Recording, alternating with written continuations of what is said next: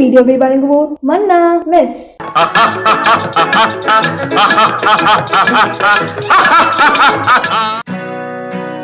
எல்லாருக்கும் பிரியாணி மீன் குழம்பு ரெசிபின்னு போட்டு கலக்குறீங்க. ஃபேமிலியை விட்டு பிரிஞ்சு ரொம்ப தூரமா வந்து தங்கி படிச்சுக்கிட்டு இருக்கிற, வேலைக்கு போயிட்டு இருக்கிற பேச்சுலர்ஸ் நாங்கெல்லாம் எங்களுக்கு ஏதாவது ஸ்பெஷல் ரெசிபி கொடுக்க மாட்டீங்களா அப்படின்னு நம்ம கட்டியக்காரன் வலைதள பார்வையாளர்கள் ரெக்வெஸ்ட் பண்ணதுனால நம்ம சகோதரர் மன்னா மெஸ் ஜெயராஜ் அவர்களை அப்ரோச் பண்ணோம். அதுக்கு என்ன, மன்னா மெஸ்ல பேச்சுலர்ஸ்க்குனே ஸ்பெஷல் ரெசிபி இருக்கு, நீங்க வாங்கன்னு சொல்லிட்டாங்க. லாபத்தை மட்டுமே குறிக்கோளா நினைக்காம வாடிக்கையாளர்களுடைய எதிர்பார்ப்பு என்னன்னு கண்டறிஞ்சு அதை திருப்திப்படுத்துற மன்னா மெஸ் ஷெஃப் ஜெயக்குமார் அவர்கள் நமக்காக சிக்கன் உப்பு கறி செய்யறது எப்படின்னு சொல்ல போறார்.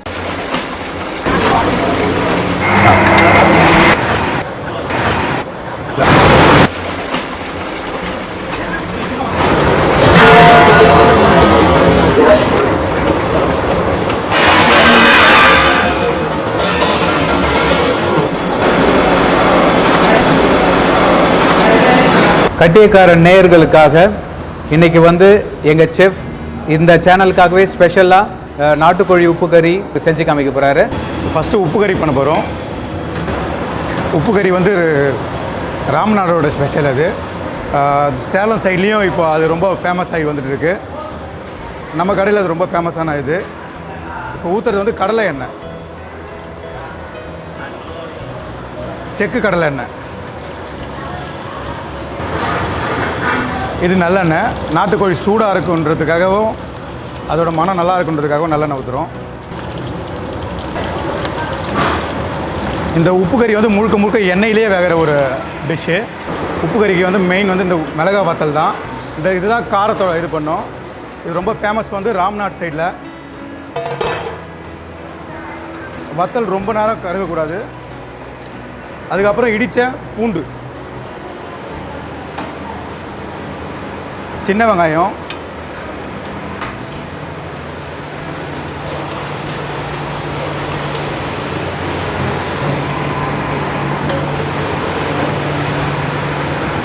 கருவேப்பிலை,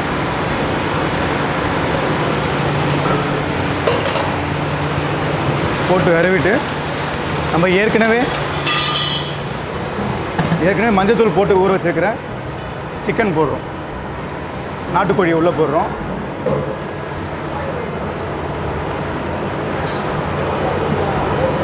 மஞ்சத்தூள் பிரதானமாக போடுறேன். ஏன்னா நம்ம எந்த மசாலாவும் போடலைன்றதில் கோழியோட கவுச்ச ஸ்மெல் வெளியே வரும். அப்போ நீங்கள் மஞ்சத்தூள் நல்லா தூக்கலாக போட்டு விரைவி வச்சுக்கோங்க. இது ஸ்லோ ஃபயரில் செய்கிற ஒரு டிஷ்ஷு. அதுக்கு தேவையான உப்பு போட்டுடுறோம்.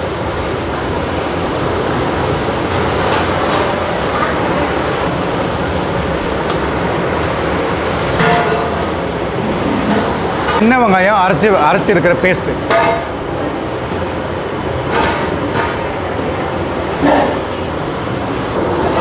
சின்ன வெங்காயமும் கருவேப்பிலையும் சேர்த்து வச்சு அரைச்சிருக்கிற பேஸ்ட்,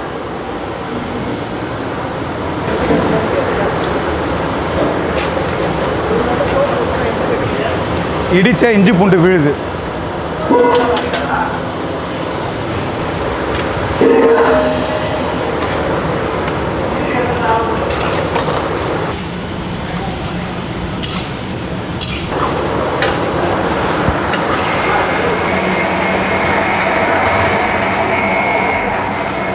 இது அப்படியே இந்த வத்தலோட ஜூஸ் இறங்க அது சுக்கா மாதிரி ஆகிடும்.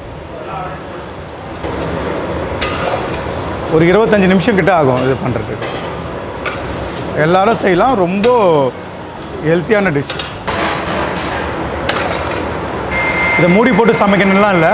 அந்த எண்ணெயோடு சேர்ந்த கறி மிதமான சூட்டில் சமைக்கும்போது அது அதோட சுக்கா நிலைமைக்கு வந்துடும்.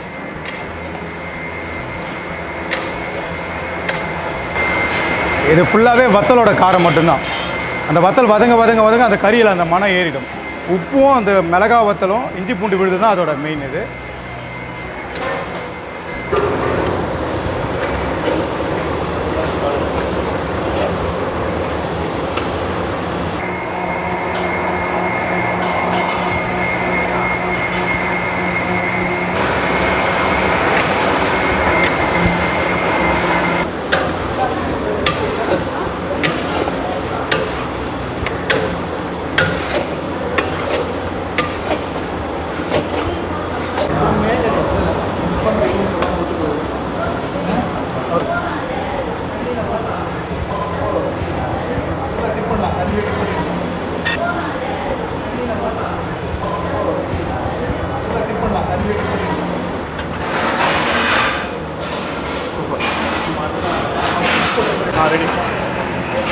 ஓகே, இந்த நாட்டுக்கோழி இப்போ ரெடி ஆகிடுச்சு, இறக்கிடலாம்.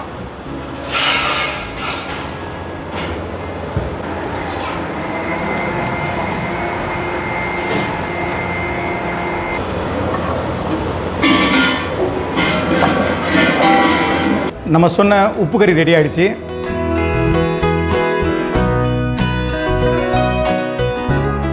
ஃபஸ்ட் டைம் வந்திருக்கோம் நாங்கள் இங்கே. டு பி ஃப்ரேங்க் வந்து நாங்கள் இது வரைக்கும் நிறைய ஹோட்டல்ஸ் சாப்பிட்ருக்கோம். சென்னையிலாம் கூட நிறைய ஹோட்டல்ஸ் நான் சாஃப்ட்வேரில் தான் ஒர்க் பண்ணுறேன், நிறைய இடத்துல சாப்பிட்ருக்கேன். எனக்கு தெரிஞ்சு வந்து இது ஒன் ஆஃப் த பெஸ்ட். என்னோடய ஃபேவரெட் உப்பு கறி. ஸ்பைசினஸ் ரொம்ப ஜாஸ்தியாகவும் இல்லாமல் டேஸ்ட்டாக இருந்துச்சு, நல்லா இருந்துச்சு. நல்லா பண்ணியிருக்காங்க. ஆயில் நிறைய இல்லை, காரம் நிறைய இல்லை, அந்த கொலஸ்ட்ரால்னு சொல்லக்கூடிய மற்ற இதுவும் நம்மளுக்கு ஏப்பம் வர்றது மற்ற எதுவுமே இல்லை. நார்மலாக சூப்பராக இருக்கும். எல்லோரும் கேட்பாங்க, நாட்டுக்கோழி எப்படிங்க இவ்வளோ சாஃப்டாக வந்துடும், குக்கரில் வச்சு போட்டிங்களா, இல்லை நீங்கள் வேறு எதனா ப்ராய்லரில் பண்ணிங்களா சொல்லிட்டு. நம்ம அப்படிலாம் பண்ணல, நாட்டுக்கோழியில் தான் பண்ணியிருக்கோம். ஸ்லோ ஃபயரில் பண்ணுங்கள், எண்ணெய் நிறைய தூக்கலாக வச்சு பண்ணுங்கள். நீங்கள் மண்சட்டியில் ட்ரை பண்ணுங்கள், இன்னும் சூப்பராக இருக்கும். அப்படி இல்லை இரும்பு கடாயில் பண்ணுங்கள், இன்னும் நல்லாயிருக்கும். அது உட்காராமல் உங்களுக்கு அந்த ஒரு சுக்கா கிடைக்கும். ட்ரை பண்ணி பார்த்துட்டு சொல்லுங்கள்.